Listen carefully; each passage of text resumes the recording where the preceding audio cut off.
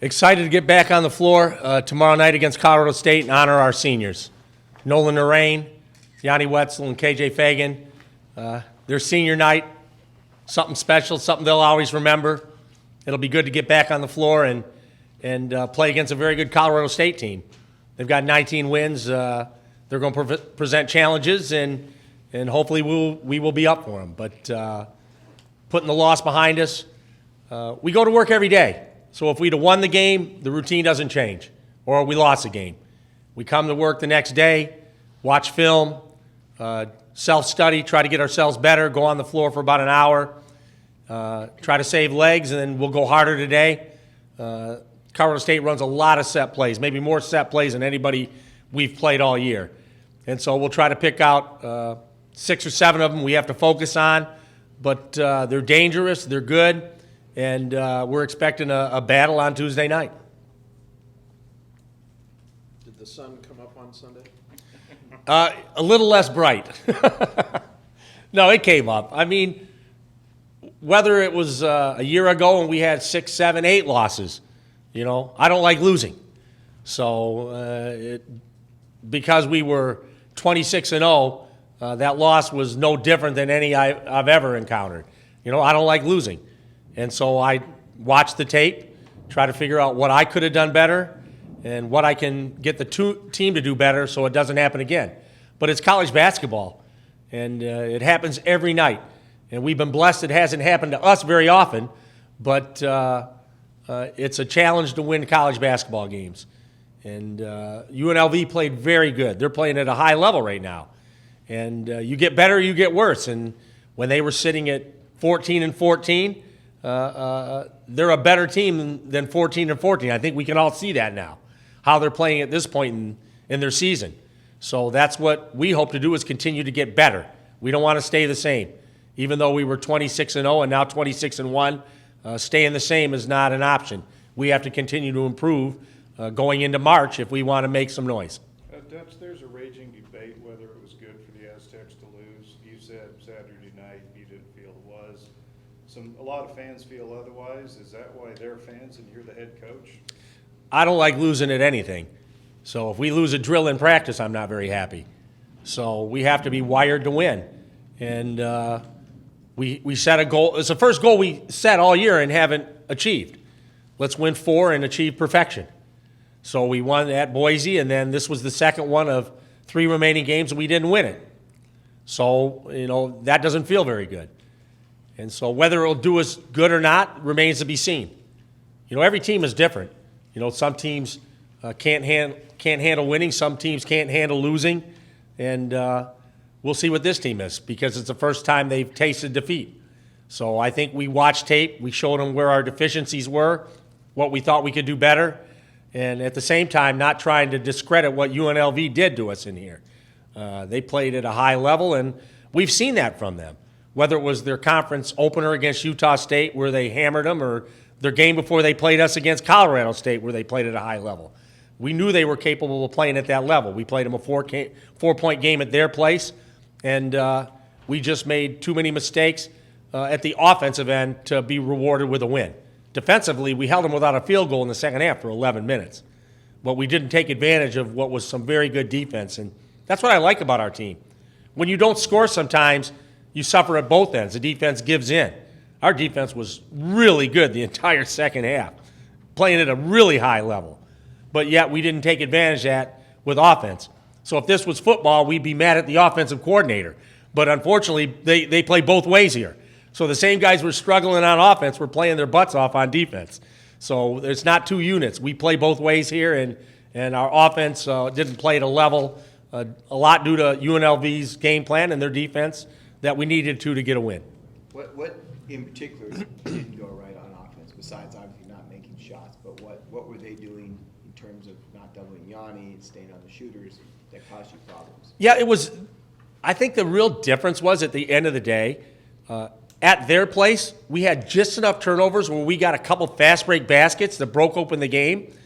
And if you look at the game here, they got the turnovers and a couple fast break baskets, runouts that just created that separation.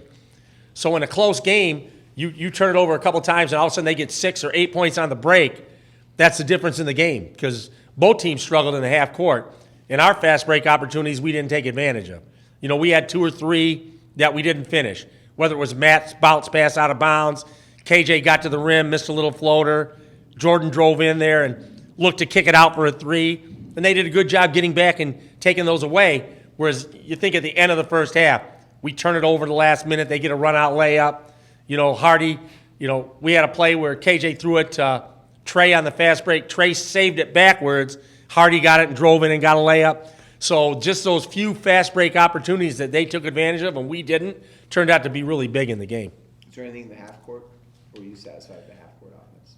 I thought our spacing in the second half wasn't great, and I told them, you know, they're all really good offensive players. And so when we got down, it was probably the first time where we started coming to the ball too much instead of relying on space. You know, I'd look up, and there were times we had 2, 3 guys above the foul line instead of in the corners. And just, you know, it wasn't against the kids. Everyone, I told them, when you're that good, you all feel you can make a play to help us win the game. And so you're trying to get up there and make that play. You have to trust in the process, and you have to leave the floor spaced. So when it does come to you, you have space to make that play. And we tried to make too many plays in bad space. What was Yanni's demeanor the next day and through today, coming off his, you know, probably worst game by far in terms of statistically, and he had just a lot of stuff rolling out and missed free throws, and he hasn't really had to face that yet. Yeah, he struggled, so we just believe in him so much, and he has to believe in himself like that. You know, the coaches aren't going to get on him. He's been magnificent all year. And so he probably had, by his standards, a slightly subpar performance, and a lot of that was at the foul line. You know, if he makes, I don't know how many of them were one-on-ones, but if he makes his free throws, then he has a double-digit game again, and he's played pretty well. But he missed enough free throws and missed a couple in-tight baskets, and in a close game, they're magnified. You know, so he's missed a couple of those shots during the year, and he's able to bounce back. You know, I remember we played at BYU, and he had a tough performance, but, you know, I know the fans at that point were like, man, Yanni isn't what we thought he was. He's everything we thought he was. So he'll bounce back. I'm not concerned about that. You know, and maybe if he's a freshman, his confidence would wane a little bit, but not as a fifth-year senior. He's played enough basketball and knows his coaches believe in him, and he believes in himself. So I would anticipate a big bounce-back game for him. When you talk about a loss and learning from a loss, this would seem to be, maybe I'm wrong, a different kind of loss because you were 26-0, and there's that. I mean, Matt said afterwards, we're, you know, it's a reality check. We're not invincible, and that aura of invincibility is gone. How do you sort of sense the team has handled that, and does that make this a little bit different than an ordinary loss? I don't know. I think this team has, like, tremendous swagger. They know they're good. So they got beat, and I'm sure they feel in their own minds they got beat because they didn't play well. You know, I'm sure they give UNLV some credit, but not as much as they probably say, I have to play better. And so I like that about them. You know, I've said it all year, even though we hadn't lost, that this team is built the right way. You know, they believe in each other. The chemistry's great. There's not going to be any finger pointing. Each guy just has to step up and say, I need to play better if we're going to win. And they'll do that. Right. Now, whether that comes out in a win the next night or not, who knows? It's college basketball. So it's a challenge every night, and that's why you look up and, you know, all the teams, you know, above us, unfortunately, we didn't take advantage of it. Gonzaga lost. Baylor lost. Teams that they thought would climb above us, Maryland got beat. Penn State got beat. I mean, we're in the majority. I mean, a lot of good teams get beat this year, and that's why people say it's wide open. So we tasted defeat for the first time, and like I said, I didn't like it. So we'll see if we can bounce back and get back on a win streak. Brian, earlier you mentioned 7-8 losses. In so many previous seasons at this time of year, you guys have been paying attention to the teams on the bubble for the NCAA tournament. How, I don't know if fun's the right word, but enjoyable is it for you to look at the other games like that Baylor-Kansas game, the Maryland-Ohio State game, and know that that's who you're competing against for seeds and positioning? Is that enjoyable for you? Are you a little bit of pride?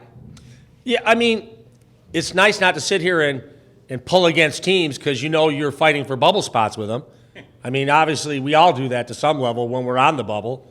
And, not being in a Power 5 conference, I mean, you look at the conversations, and if you're 500 in the Big Ten, you're an 8 or 9 seed. You're in the conversation for a high seed if you could win 2 games in a row. And that's not the life or the world we live in. So it feels good that we put together a really strong resume to this point, and we don't have to focus on the bubble. We can focus on our performance. And that's what I do anyway with the team. Even when we're on the bubble, I don't sit there and they don't obsess about it. You know, they just know that we have to play better. So that message hasn't changed where we're at. We know that there's a level we have to play to, and we didn't play at it against Vegas. Was there pressure being undefeated? I don't think there's pressure.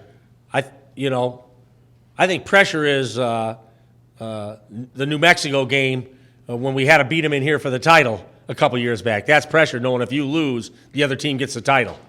Or one and done is pressure. You know, I think the fact that we'd won a regular season conference championship and we were trying to, like I said, be greedy and play for perfection. You know, we knew we were having a good year, and obviously we wanted to finish being undefeated, but I didn't never felt it was pressure. You know, at that point when you have that kind of record going, you're just rolling with confidence. You're not rolling with pressure. Do you still think you're a 1 seed in the tournament and you deserve a 1 seed? I think we got to win a bunch more games before we think we're a 1 seed. 2 regular season, conference tournament, and that's not unique to us. I mean, anybody that loses is going to slide up or down at this time of the year. And it's great conversation. I mean, when we had it originally, it seems like a month ago, they put us on the 1 line. I'm like, there's a month left in the season. And I'd say the same thing. If we play well, we have 5 games left this season. If we play well. If we get to the conference tournament and able to play to the championship. So if we lose anywhere along those lines, we're going to slide up or down. If we win them all, we're going to slide up. If we drop another 1 or 2, we're going to slide down. And that's no different than what Louisville faces or Baylor or Kansas. If you lose a game, you're going to slide up or down in someone's opinion.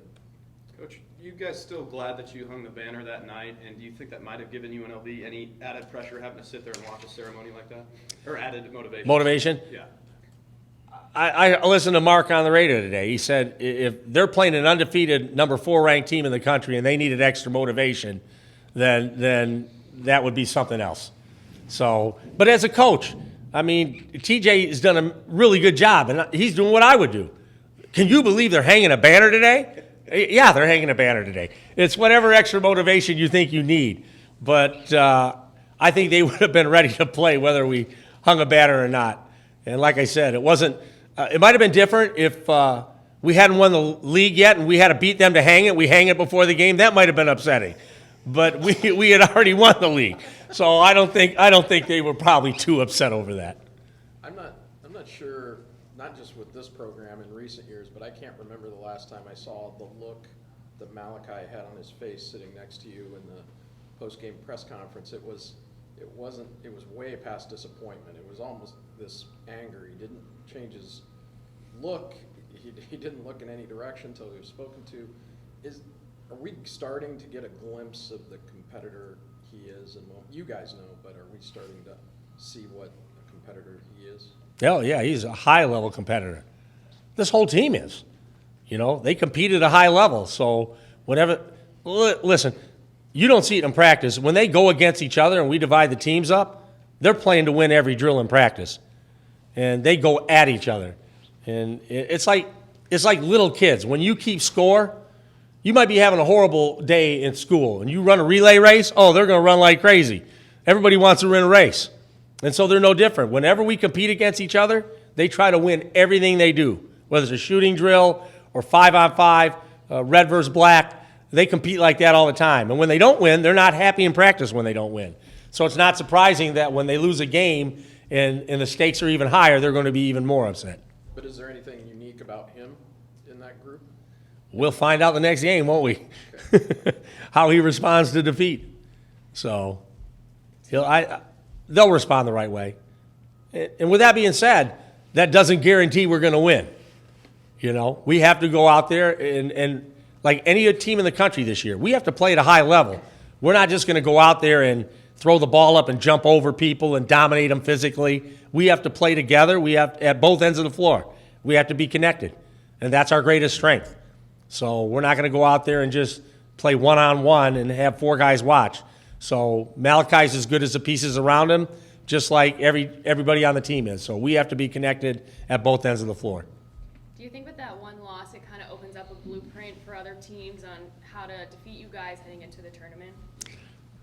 You know, at this time of the year, as strange as it may seem, teams are who they are. They play a certain way, you know, and that's how Vegas plays. They play everybody that way. And they've had success, and they've had failure doing it. They seem to match up well with us. Both games have been competitive. But Colorado State has played a certain way all year, and they're not going to say in 2 days, we're going to change the way we play to win this game. People are pretty much who they are now. And there might be a tweak or two, but there's no drastic overhaul of most teams at this time of the year. If they do try that, it usually doesn't work out very well, where you try to drastically change what you do for one game. It's usually a bad formula. Brian, you're obviously going to coach your tail off no matter what, and these players are going to play their hardest no matter what, but does it give you any extra excitement knowing how open this college basketball season has been heading into the tournament? Yeah, it's wide open. I think we all know that. I mean, someone said today, when you look up and you have 3 non-Power 5 schools in the top 5 in the nation, it tells you what it is. Gonzaga, Dayton, and San Diego State are 3 teams in the top 5. So that tells you how wide open it is. And there will be some that say, we'll see what those teams are in March. You know, they all look good in their own conferences. Let's see what it is in March. And that's the reality of it. So we're all judged in March. And it's not only mid-majors, it's every conference. After the first weekend of the tournament, you look up and all the Big Ten teams are knocked out, they're going to say the Big Ten was overrated. Or if the ACC or whatever it is, or all the mid-majors are out 2 days in, well, they were all overrated. The problem is no one's overrated. It's competition. It's the NCAA tournament, and anything can happen to anybody.